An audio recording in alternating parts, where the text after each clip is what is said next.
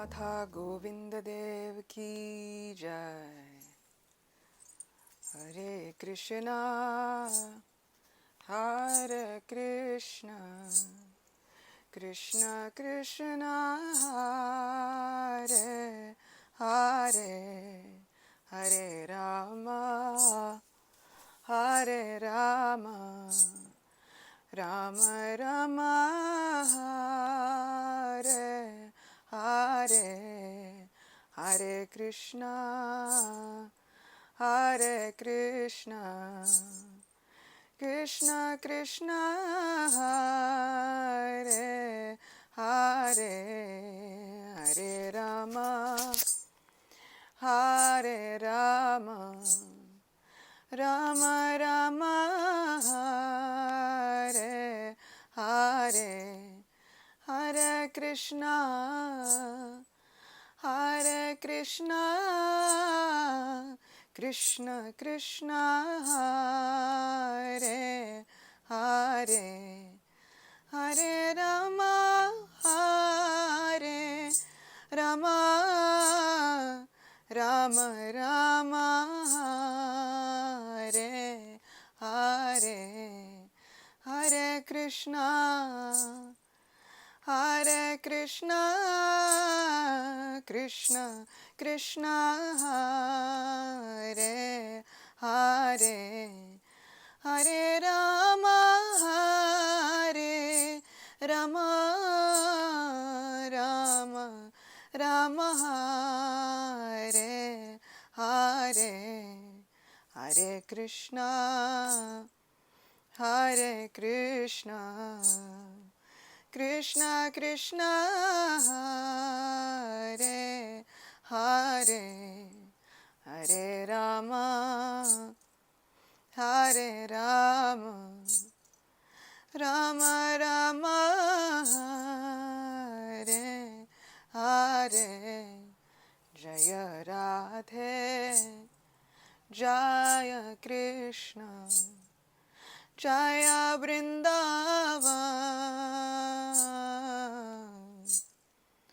Jaya Radhe, Jaya Krishna, Jaya Vrindavan,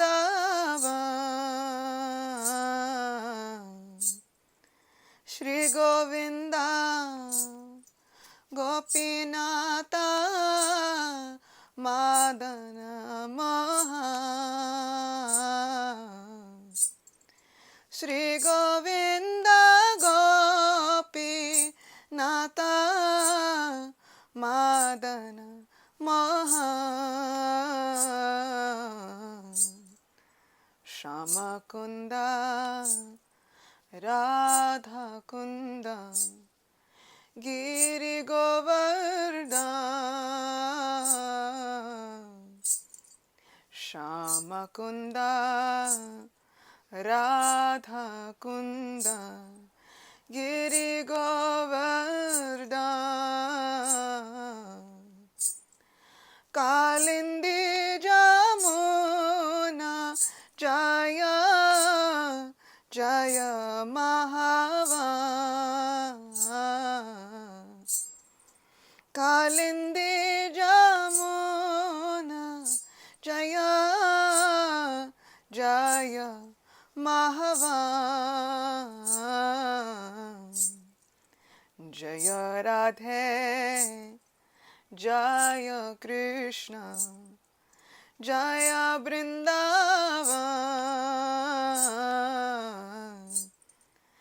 Jaya Radhe, Jaya Krishna, Jaya Vrindavan,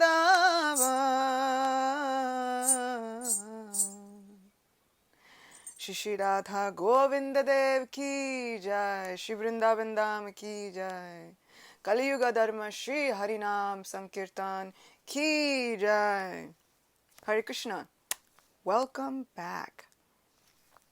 We're here, and today's a special day because tomorrow, or for some of you today, because you might already be into Sunday, it is Bahulastami, or coming. Bahulastami is just around the corner, just a few hours from now. And so we are going to be speaking about what happens on Bahulastami, which brings about the very blessed appearance of Shri Shri Radha Kund and Shama Kund. So we'll be talking about the appearance of Radha Kund, Shama Kund, and what precipitates their appearance, and what happens to make them appear within Braj and drown the inhabitants in pools of nectar. So, first and foremost, we have to bring our minds to the beautiful realm of Sri Vrindavan Dham by singing Jai Radha Madhava.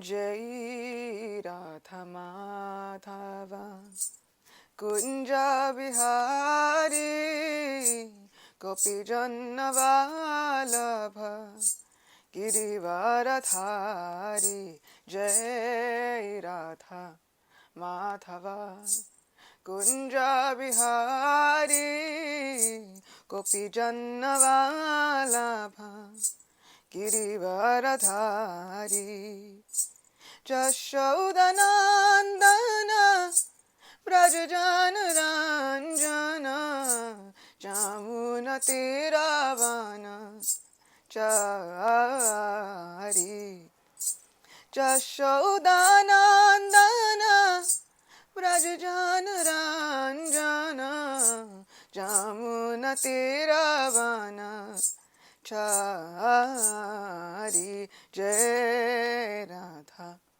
Madhava Kunja Bihari Gopi Janna Vallabha Girivaradhari Jai Radha Madhava Kunja Bihari Gopi Janna Vallabha Girivaradhari Jai Radha Madhava Jai Radha Madhava Radhe Govinda Jaya Radhe Govinda Shri Shri Radha Madhava ki jai, Shri Shri Radha Govinda Dev ki jai, Shri Shri Radha Damodara ki jai, Shri Vrindavan Dham ki jai.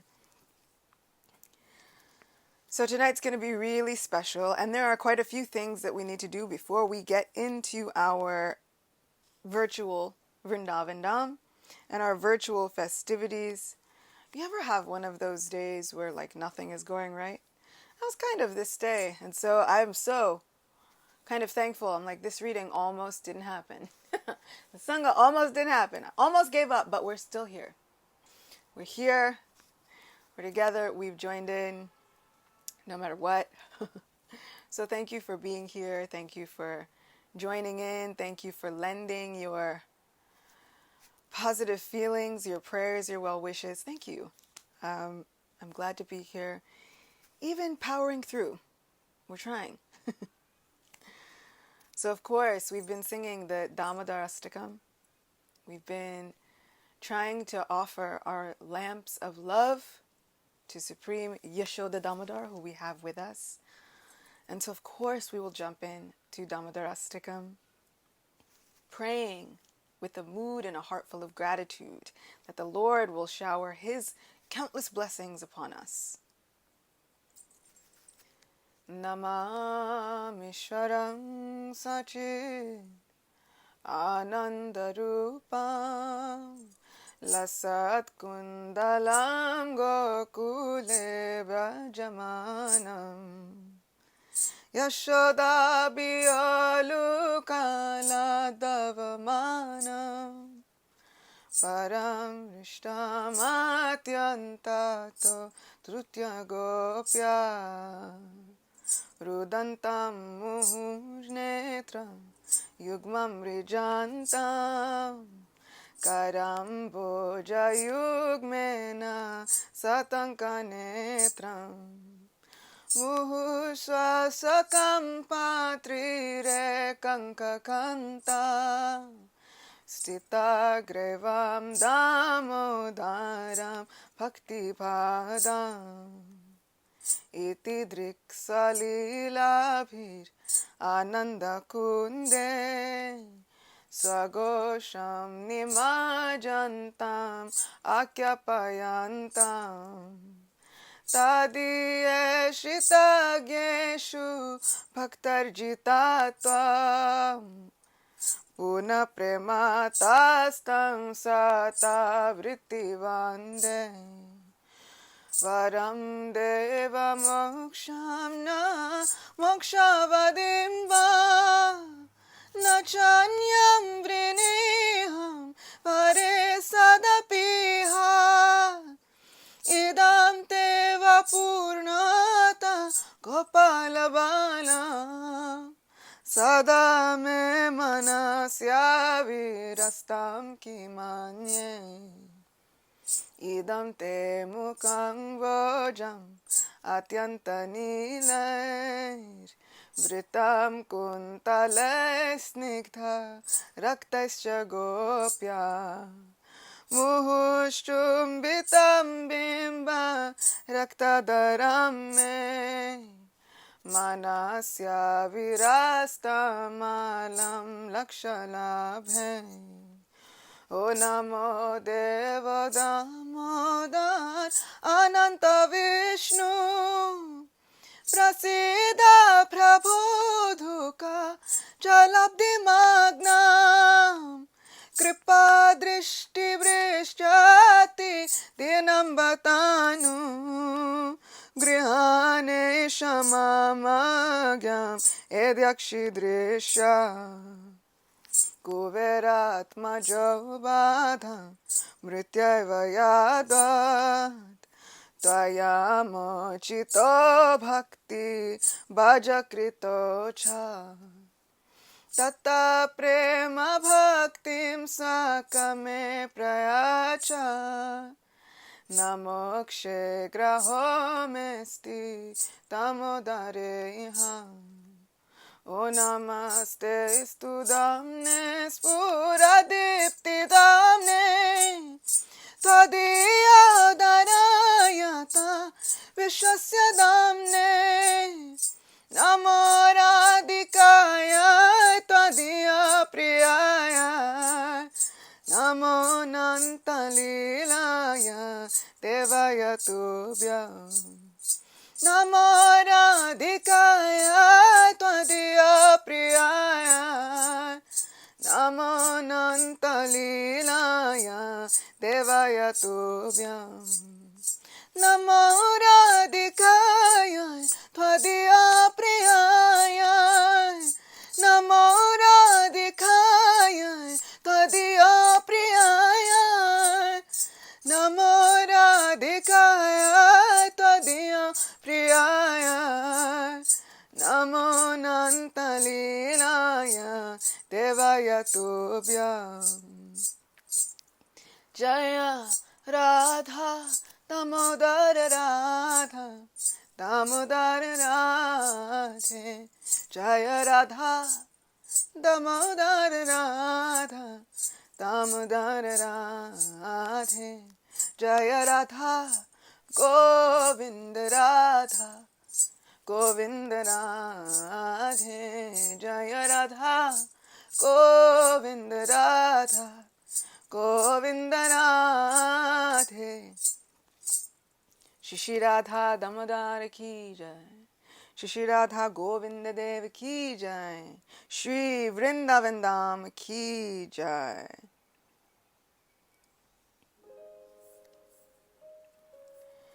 To the Supreme Lord, whose form is the embodiment of eternal knowledge, existence, and bliss, whose shark-shaped earrings are swinging to and fro, who is beautifully shining in the divine realm of Gokula, who, due to the offense of breaking the pot of yogurt that his mother was churning into butter, and then stealing that butter that was kept hanging from a swing, is quickly running from the wooden grinding mortar in fear of Mother Jashoda, but who has been caught from behind by her, who ran after him with greater speed. To that Supreme Damodar, I offer my humble obeisances. Seeing the whipping stick in his mother's hand, he is crying and rubbing his eyes again and again with his two lotus hands. His eyes are filled with fear, and the necklace of pearls around his neck, which is marked with 3 lines like a conch shell, is shaking because of his quick breathing due to crying. To this Supreme Lord Sri Damodar, whose belly is bound not with ropes, but with his mother's pure love, I offer my humble obeisances.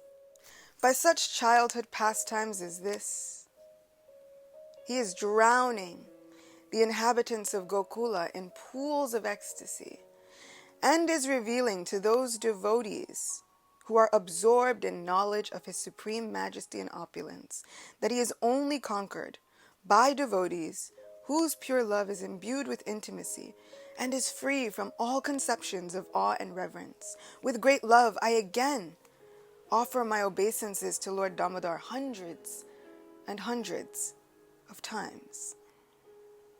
O Lord, although you are able to give all kinds of benedictions, I do not pray to you for the boon of impersonal liberation, nor the highest liberation of eternal life in Vaikuntha, nor any other boon which may be obtained by executing the 9 processes of bhakti.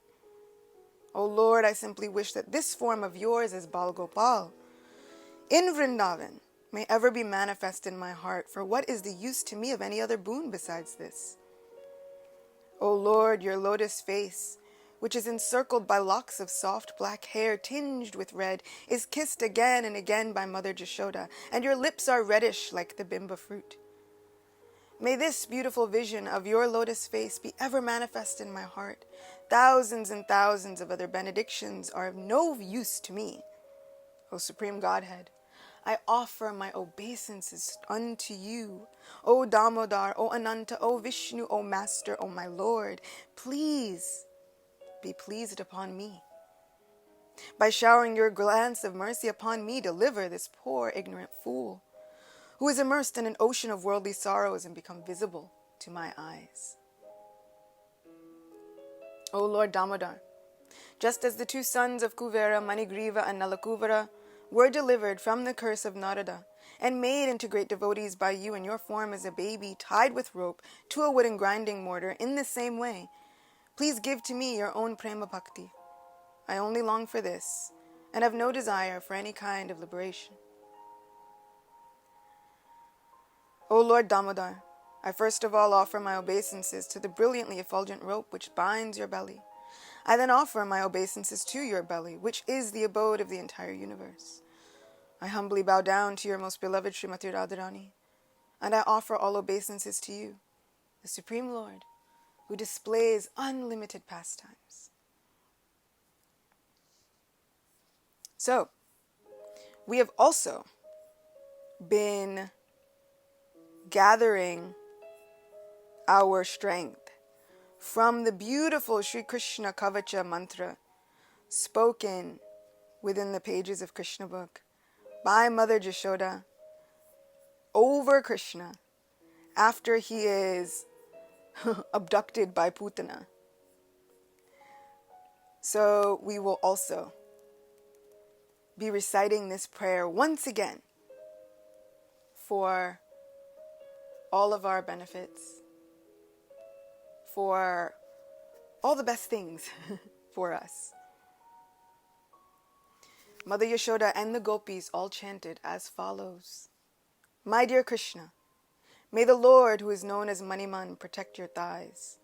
May Lord Vishnu, who is known as Yagya, protect your legs. May Lord Acyuta protect your arms. May Lord Hayagriva protect your abdomen.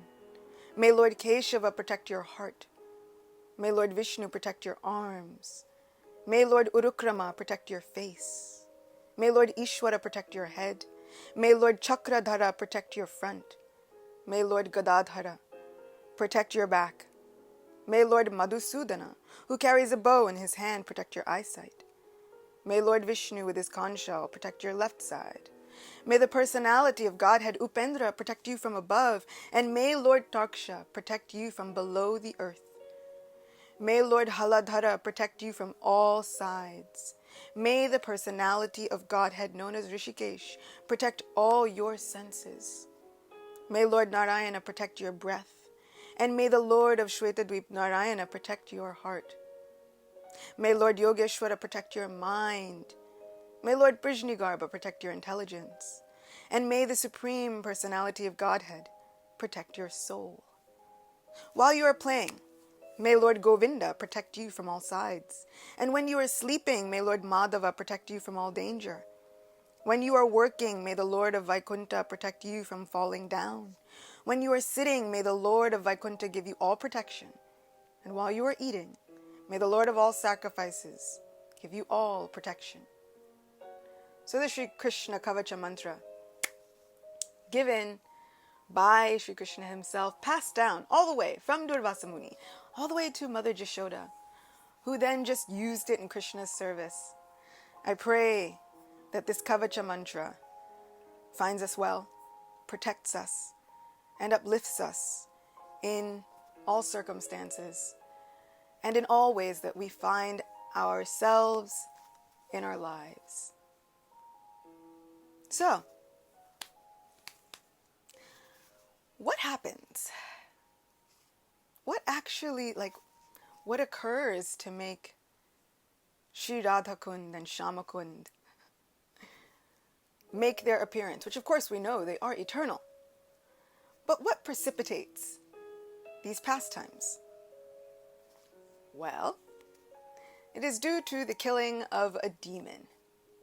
And we'll be reading from the pages of Garga Samhita about the killing of this demon, who is known as Arishtashura. And then we'll be reading from the commentary of Srimad Bhagavatam about what happens after that. One day, a demon bull named Arishta, his bellowing filling the earth and sky with sound and his horns tearing up great mountains, charged the Gopa boys. Upon seeing the demon bull, the Gopas, Gopis, and cows all fled in fear. Lord Krishna, the slayer of demons, reassured them, saying, "Don't be afraid." Why do I also have a feeling that he must have smiled before he said that? We all know how Krishna, just before he saves the day, he gives that one smile. So he reassured them, saying, "Don't be afraid." Grabbing its horns, Lord Krishna threw the demon a distance of 16 miles. Then the demon also threw Krishna 16 miles.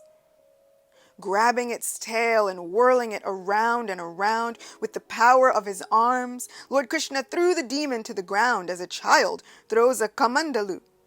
Its eyes red with anger, Arishta stood up again. Then with its horns, it uprooted a great mountain.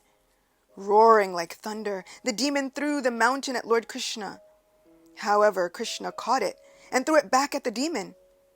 Hit by the mountain, the demon became a little agitated. A little. It struck the ground. With its horns, it tore the earth and splashed the water. Grabbing the demon's horns and whirling it around and around, Sri Krishna threw the demon to the ground, just as a great wind picks up and throws a lotus flower. Leaving aside that form of a demon, that soul assumed the form of a Brahmana. So after Sri Krishna whirled it around and threw the demon to the ground, this Arishtashura died, and then assumed the form of a Brahmin. Bowing before Lord Krishna's lotus feet, he spoke words that were choked with emotion. The Brahmin said, "I am a Brahmana. I am a student of Brihaspati. My name is Varatantu. I had approached Brihaspati to study under him. One day, I sat with my feet facing him. Angry, the sage said, 'You sit as a bull sits. You have offended your guru. Fool, now become a bull.' O Krishna, by his curse I became a bull. But by associating with demons, I became a demon as well. By your mercy, I am now freed from that curse of being a demon. Obeisances to you, Sri Krishna. Obeisances to you, the son of Vasudev. Obeisances to you, Lord Govinda, who destroys the sufferings of the surrendered devotees." Sri Narada said, "O king, after speaking these words, the student of Brihaspati bowed before Lord Krishna, his effulgence filling the worlds with light. He went by a heavenly airplane to the higher worlds. So this was Arishtashura, both the bull and the Brahmin, who was a student of Brihaspati. It's kind of amazing to see how everyone has an origin. No one is all good or all bad. Everyone has a place where they've started. Everyone has a past. And amazingly, everyone has the chance to perfect their lives, no matter what their past is. We've seen so many things. We hear about the deliverance of Nalakuvara and Manigriva. They were as trees. They were cursed to become trees. One would think, what kind of future could they have? They were prideful, arrogant, filled up with their wealth. And they had to take the form of trees. And one would think, what in the world could help them make a comeback from that? And yet Krishna finds a way. Krishna figures out a way to save any and everyone. Then we hear of so many different demons, but it's not the end for them. The end of that demoniac life, the end of that karma, that's not just like, that's the end of their story. Krishna kills them, done. They all seem to find a better way. They all seem to become candidates for a great amount of liberation. They all seem to become candidates for the highest perfection. Perfections that we ourselves might find our hearts hankering for. Those perfections that get us out of this material world. Those perfections that get us closer and closer and closer to Sri Krishna. So many of these demons wind up gaining some sort of perfection, which just lets us know that Krishna does not turn his face away from anyone. Whether we think we've got it all together, or whether we definitely don't have it all together, whether we are struggling through day by day, barely making it, or whether we feel like we wake up in the morning and we're like, I got this. Krishna does not turn his face away from anyone. In fact, Krishna is always just waiting for us to turn our face toward him.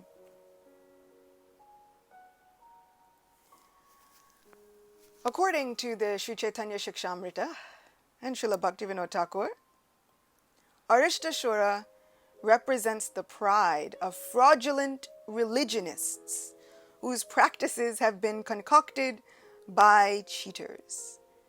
Due to their contaminated condition, they show disrespect to the process of pure devotional service to Krishna. Whoa. Some of this I'm experiencing at the same time you are. So Arishtashura represents the pride of fraudulent religionists whose practices have been concocted by cheaters.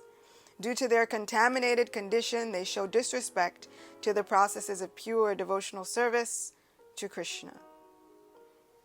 All I can say is, I'm not perfect.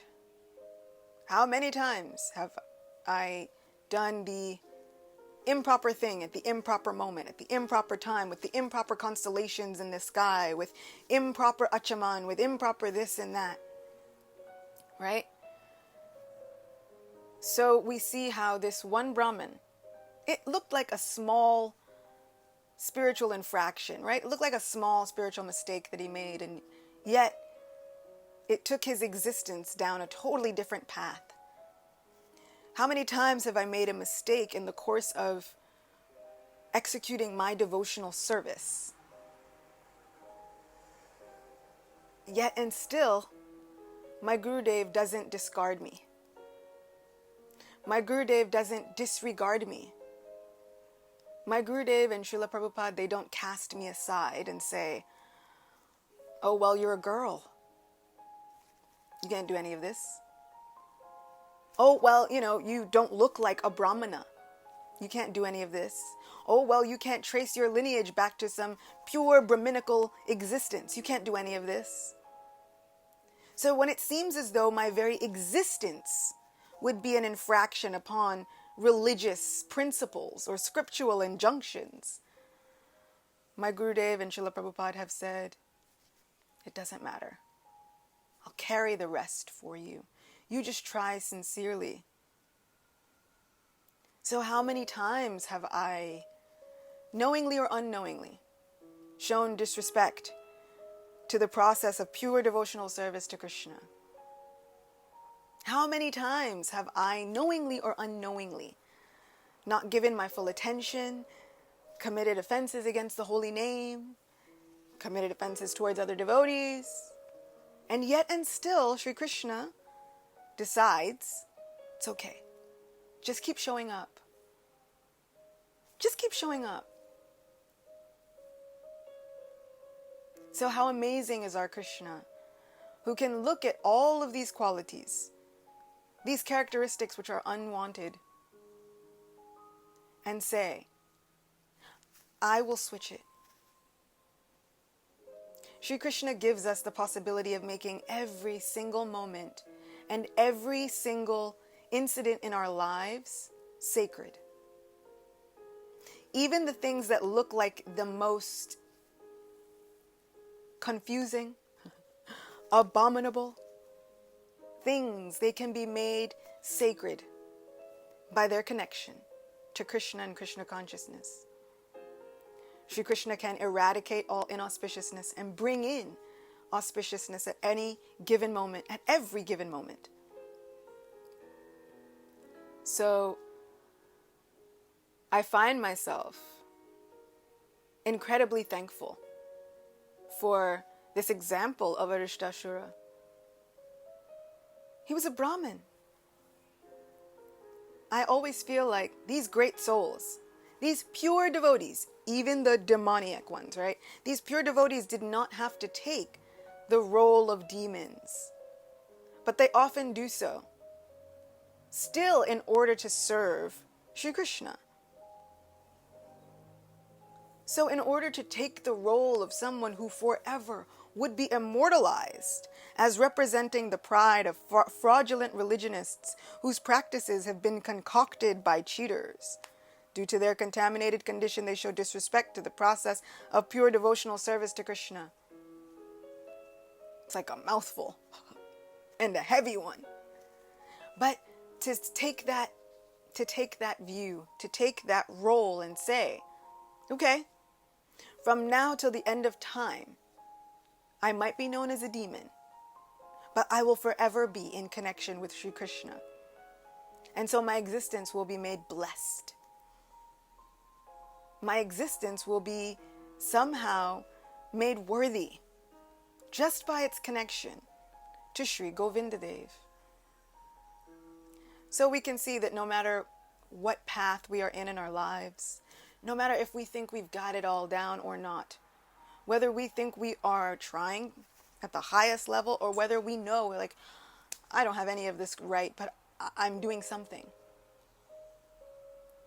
As long as we continue to somehow connect our existence to Sri Govinda Dev,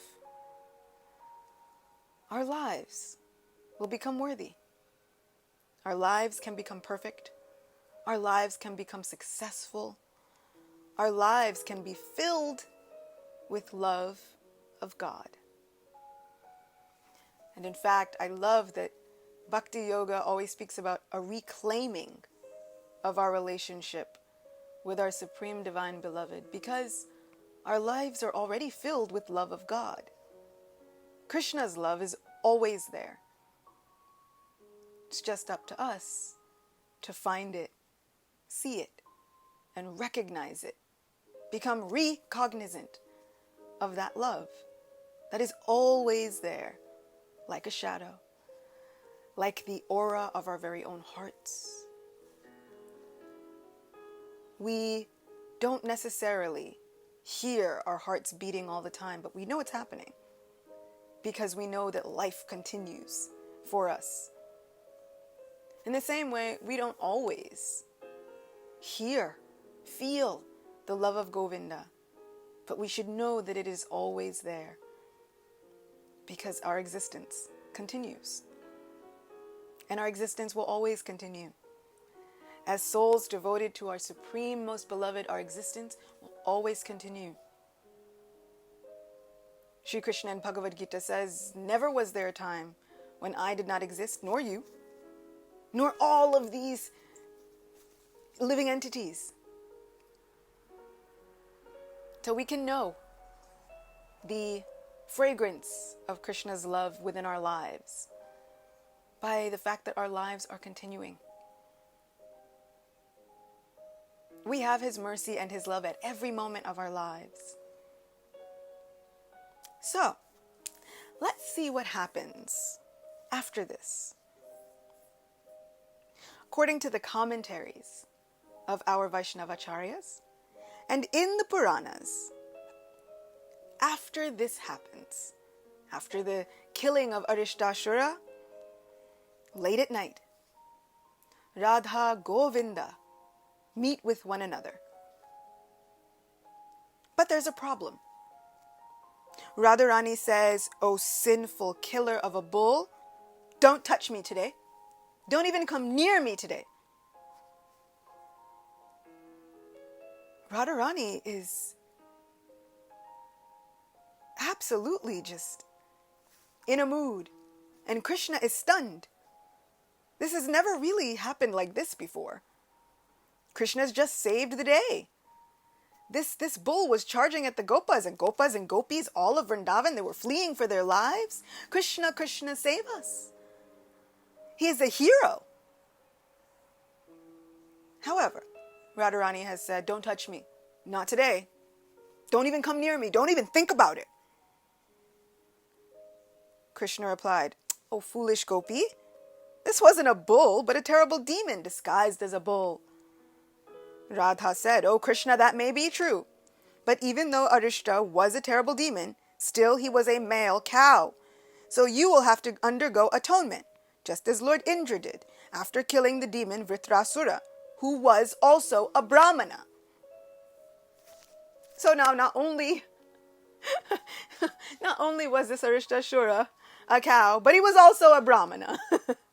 So she brings up Indra's atonement for killing a Brahmana, which kind of in the same way goes in a parallel theme. It's like, no, this doesn't work. This killing of a cow and a Brahmin, how can you call yourself the Prince of Braj? You must undergo some prayashchit. Krishna says, "Oh Radha, what should I do to atone for this act?" Radha says, "You can purify yourself by bathing in every single holy place in all the three worlds." Shri Krishna says, "Why should I have to wander throughout the entire universe? I will at once bring all the countless pilgrimage places here and take my bath in them. Just watch." Saying this, Mukunda struck his heel on the ground to make a hole and said, and some say that he struck his heel in the place where Arishtashura dug his hoof into the ground. So he struck his heel on the ground to make a hole and said, "O Devis, come here." Then all the holy waters in the universe and their presiding deities came there along with the Bhogavati river coming from the Patala Loka region. Krishna said, "O Sakis, behold all the holy waters."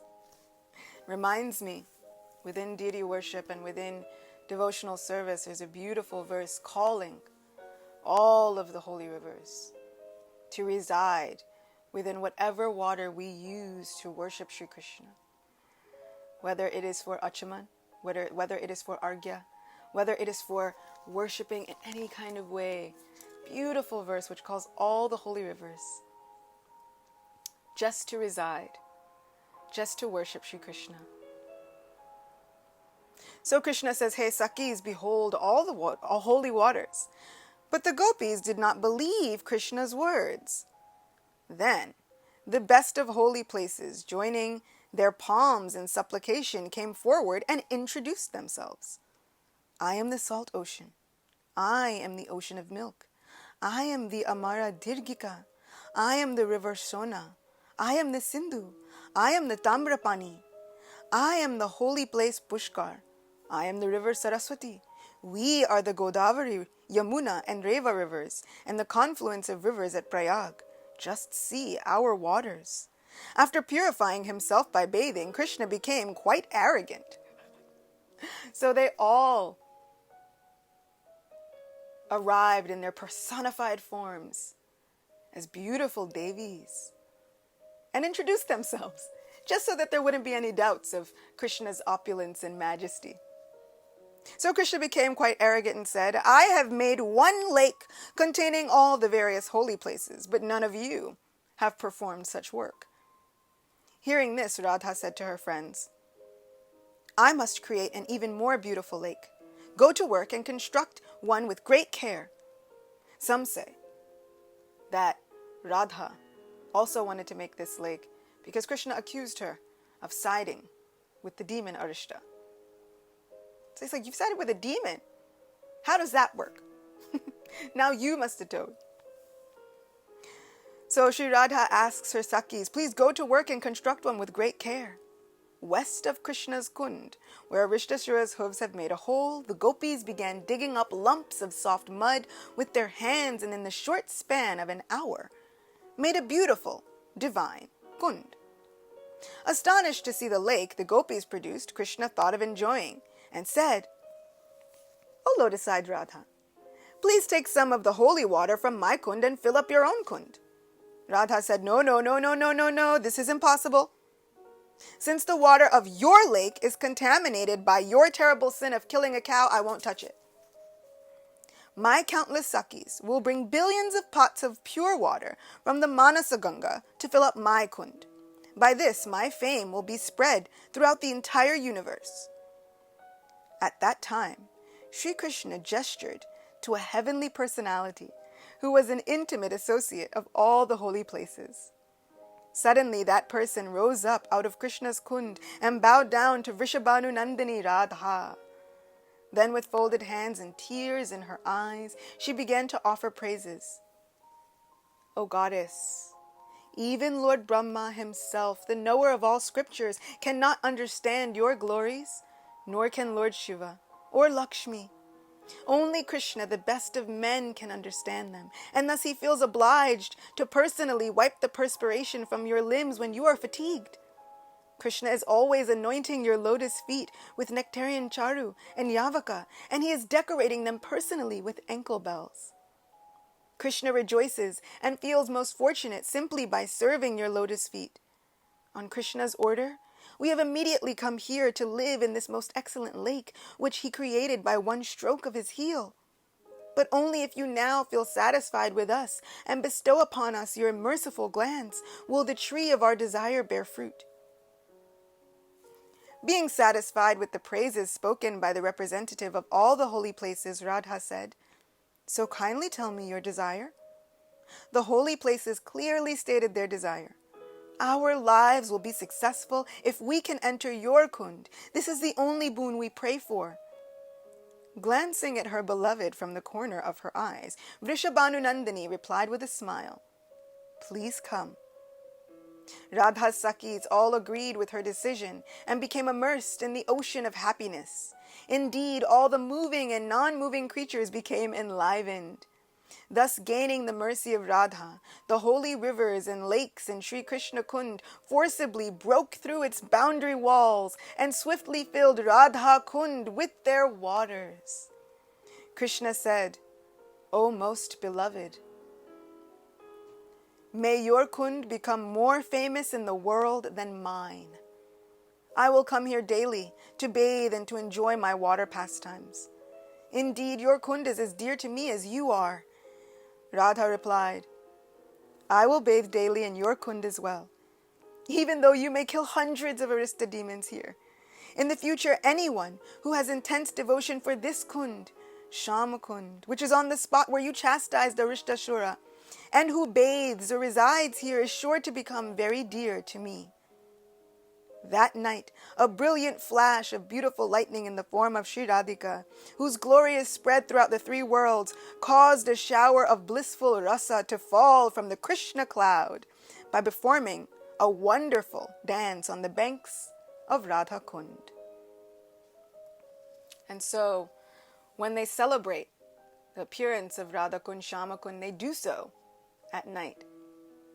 I can't help but think of Ayendra Prabhu, who would sing wonderful nectarian kirtans on that wonderful night, and they would do it at midnight, traveling to the banks of Radha Kund, traveling to the samadhis of the Goswamis, singing throughout the night with a wonderful celebration. So when I was thinking about Kartik Kathas and different days, I was wondering and just thinking about how wonderful it is that my kathas tend to happen for me at night, at this time, because it reminds me of the beautiful pastimes that Shri Radha and Govinda would have at this deep part of the night. And it makes me feel just a little bit closer to them and their devotees.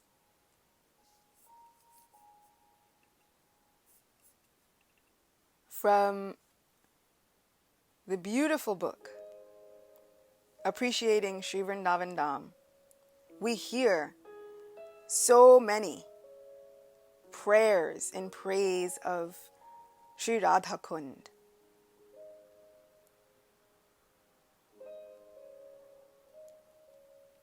And there's a description of beautiful Radha Kund. Sri Krishnadas Kaviraj gives a very detailed explanation of the beauty and opulence of Shama Kund and Radha Kund. On all four sides of Radha Kund are jeweled stairways leading down to jeweled bathing ghats, which purify the water's edge. On either side of the ghats are pairs of wonderfully decorated swings hanging from flower-laden trees of mango, kadamba, bakula and champak. A jeweled bridge connects Radhakund with Shamkund. Lining all sides of Radhakund are kalpa-vriksha trees, bowing down from the weight of their deliciously sweet fruits and intoxicatingly fragrant flowers and vines. Uniquely designed jeweled platforms standing at different heights embrace the base of these trees. And by uniquely designed platforms, they mean no two are the same. So these are jeweled platforms and each and every one is unique. Radha and Krishna always enjoy sitting on these gem-bedecked platforms surrounding the trees, which are, interestingly enough, cool in the summer and warm in the winter. Situated in all directions on the banks of Radha Kund are the kunjas, the forest groves of the Ashtashakis and their followers. Patches of banana trees, teeming with varieties of ripe and unripe fruits, are cooling leaves stand beyond the kunjas. Beyond the bananas are flower gardens and fruit orchards attractively nestled amongst other picturesque scenery. Surrounding Radha Kund at select locations are jeweled cottages, wherein Vrindadevi stores varieties of fruits, flowers, and other paraphernalia required for the endless host of divine pastimes performed here. Assisting Vrindadevi are innumerable forest goddesses, Vandevis, who maintain the pathways, cottages, swings, ghats, and numerous forest kunjas wherein Radha and Krishna sport. Before Radharani and Sri Krishna meet, these Vandevis prepare the flower cottage with lotus flower petal beds, thick pillows, and backrests, golden jugs filled with honey, and many other accessories to facilitate their transcendental pastimes. So we see that this Radha Kund can take up residence within our minds and within our hearts, so that we can think of this jeweled bank resplendent with cottages, with kunjas, with all kinds of stairways, with jeweled embankments on the edges of trees, with so many sparkling, glittering gems. We can have this Radha Kund take up residence in our mind and our heart, and we can meditate on this divine pastime place always. It gives Shri Radhe Govinda such great joy. And we can call all of the best of the holy places of pilgrimage and all of the holy rivers to please reside within our hearts, so that maybe, just maybe one day, Shri Radha and Govinda will take their respective baths there and tease each other and have wonderful water sports. This beautiful Radhakund and Shyamakund are said to be the jeweled pastime places surrounding and the opulence that of the king of mountains, which is known as Giriraj, which we will be getting into this coming week as we get closer and closer to Govardhan Puja.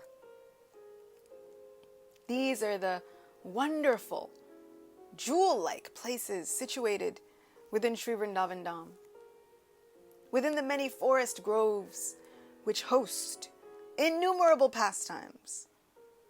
Some are tax pastimes, which we will get into this week. Some are a variety of boat pastimes. Some are wonderful joking pastimes, where Shri Radha and Govinda debate one another. But all of these pastimes can take up residence within our heart. I pray for the protection and the guidance of Shri Radha Govinda and all of their wonderful associates, that we can somehow perfect our lives, protect our hearts, and the devotion that resides within them, so that we can create the replica of their beautiful playground of loving devotion, Sri Vrindavan Dham, within our hearts, thus carrying this Vrindavan Dham with us everywhere, at all times. So this is the appearance of Radhakund and Shyamkund.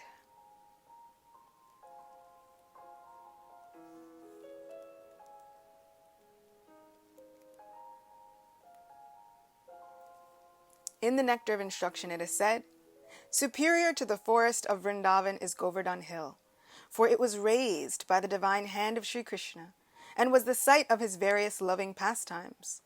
And above all is the super excellent Sri Radhakund. It stands supreme, for it is overflooded with the ambrosial, nectarian prema of the Lord of Gokula, Sri Krishna." Shri Radha Kund ki jai, Shyama Kund ki jai, Giri Govardhan ki jai, Shri Vrindavan Dham ki jai, Shri Radha Govinda Dev ki jai, Srila Prabhupada ki jai, Ananta Koti Vaishnava Vrinda ki jai. Thank you all so much for being with me once again, for bearing with me, for sticking it out another day, for showing up regardless of how you were feeling, for helping me to show up regardless of how I was feeling. Thank you. Thank you for being here. Thank you for sending such love and appreciation and prayers. Thank you. Hare Krishna.